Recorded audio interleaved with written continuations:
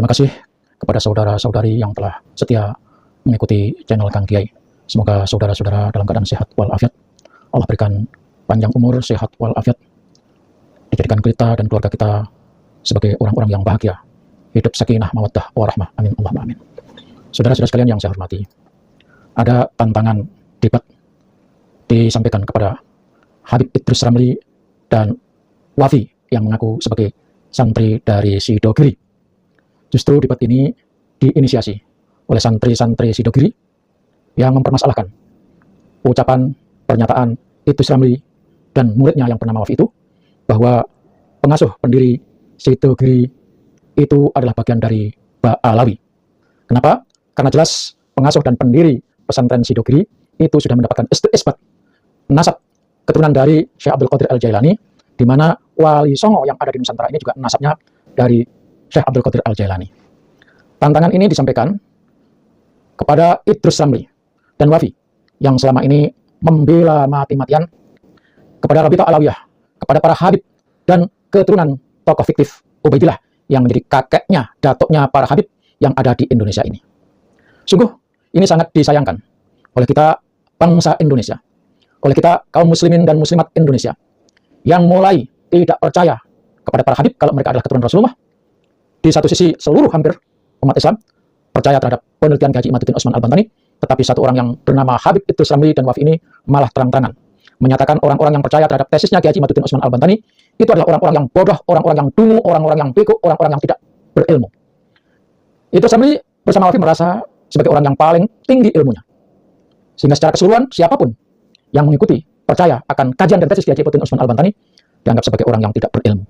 Padahal Idrus Ramli dan Habib Wafi itu kita tidak tahu di mana belajarnya. Malah kalau menurut apa yang disampaikan oleh Dr. Sugeng Suharto, beliau menyatakan Idrus Ramli ini dulu sekolahnya di mana? Sekolahnya apa? Dia muslim atau bukan? Kalau muslim, kenapa tidak percaya terhadap perkembangan ilmu pengetahuan? Padahal Islam mengajarkan, menuntut agar setiap diri yang mengaku sebagai muslim hendaknya terus belajar ilmu apapun, ilmu pengetahuan alam, ilmu falak, ilmu fikih, ilmu tafsir dan sebagainya.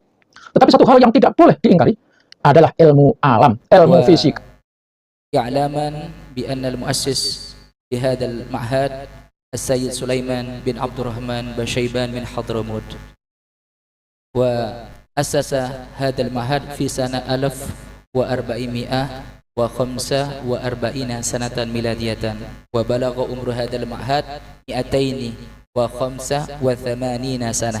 Beberapa pepatah yang populer. Yang pertama, wal jahilu sobiyun wa ingkana syaikhon. Orang setua apapun, kalau bodoh, itu masih dianggap anak-anak. Artinya apa? Ya menang umur, tidak mesti menjadi panutan. Ini kalau bodoh ya. Saya tidak bicara orang ini karena saya tidak tahu orang ini pinter apa bodoh ya. Kalau saya lihat kontennya ya wis sembuh lah ya. Lagian tidak penting juga orang ini bagaimana. Kemudian itu ada acara daurah ilmiah, didatangkan di situ Habib Assegaf dari Hadramaut. Itu acara belum 1 bulan, Anda bisa cek di channel resminya Sidogiri. Yang bicara itu Pak, jelas santri atau pengurus atau mesti alumni Sidogiri ya, atau bisa jadi keluarga, saya nggak tahu.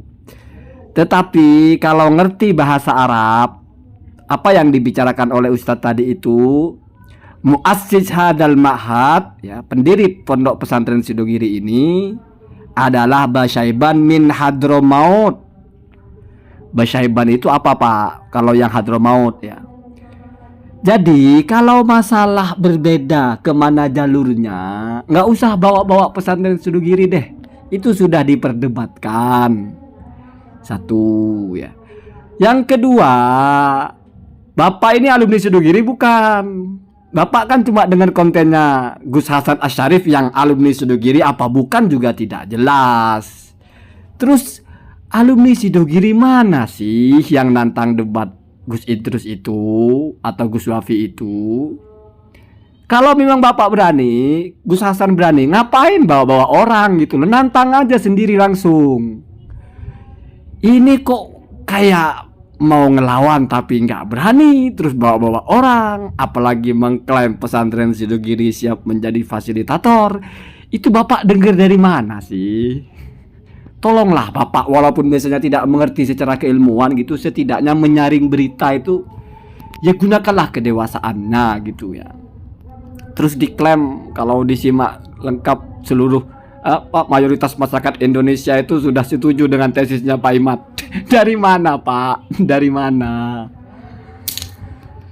Ada salah satu falsafah juga ya, min ahlakil jahil atau ahlakil ahmak, itu salah satu dari tingkah laku orang dungu, al hukmu qabla ayat lama, kira-kira begitu. Dia menetapkan sesuatu padahal dia nggak ngerti gitu loh.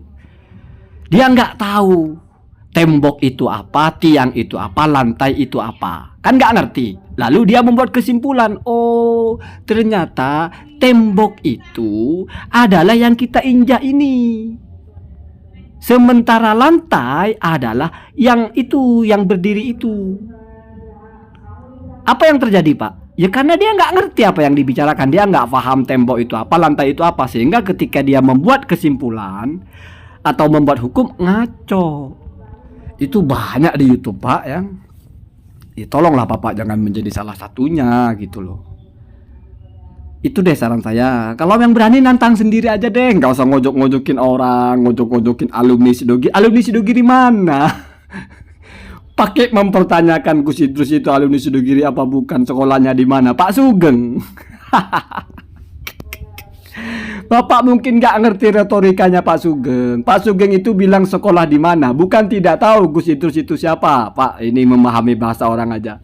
Itu maksudnya dia itu mempertanyakan. Mempertanyakan itu tujuannya bukan ingin tahu sekolah di mana Pak, tapi itu mendiskreditkan, dianggap nggak ngerti, sehingga kamu sekolah di mana sih gitu. Apalagi dipertanyakan Islam apa enggak, ya nggak mungkin Pak tidak tahu kalau Idrus Romli itu Islam dan alumni Sidogiri Pak. Ini Bapak memahami retorika bahasa begitu aja kok bermasalah kayaknya ya. Jadi ada pertanyaan-pertanyaan itu Pak yang sifatnya itu retoris atau istifham majazi. Pertanyaan majaz saja Pak, bukan ingin tahu. Misalnya kita bilang, Bapak ada otaknya enggak sih? Kan ada otaknya Pak. Tapi tujuan bertanya begitu bukan mempertanyakan Bapak ada otaknya atau tidak, tapi mbok yo berpikir. Itu contoh. Di Al-Quran banyak Pak pertanyaan-pertanyaan seperti itu ya.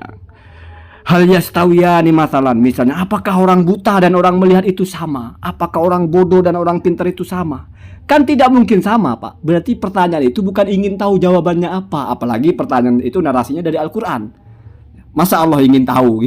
Jadi itu pertanyaan untuk mempertegas atau untuk mencela biasanya ya. Jadi begitu Pak ya. Jadi harus paham Pak ya. Banyak yang harus dikuasai kalau ingin bicara masalah ini. Nggak cukup kita punya channel, bikin nama yang keren, Kang Kiai lah Gus, pakai nama channel Gus Ustadz Kiai atau apa, lalu kita bicara pakai kostum. Nggak begitu Pak. YouTube itu dunia luas Pak, bukan dunia satu kampung ya. Jadi tolonglah kalau mau bikin konten agak-agak berkualitas Pak ya, itu saran ya. Terus masalah ada satu hal saja yang tidak boleh diingkari, yaitu ilmu fisika Bapak ini. Aduh Pak, tolonglah ya.